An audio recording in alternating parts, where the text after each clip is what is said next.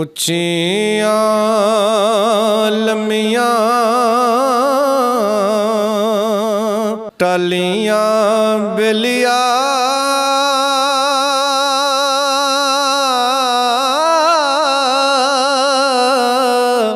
ਤੇ ਕਣੀਆਂ ਜਿਲਾਂ ਦੀਆਂ ਛਾਵਾਂ हर चीज बाजारों लब जांदी जे ते नहीं लभदियां जे मावां। मां दी खिदमत करके यारो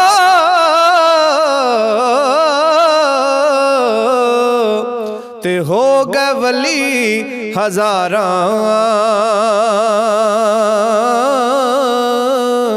पढ़ के वेख कुरान अल्लाह दा ते जे नहीं तैनू सारा।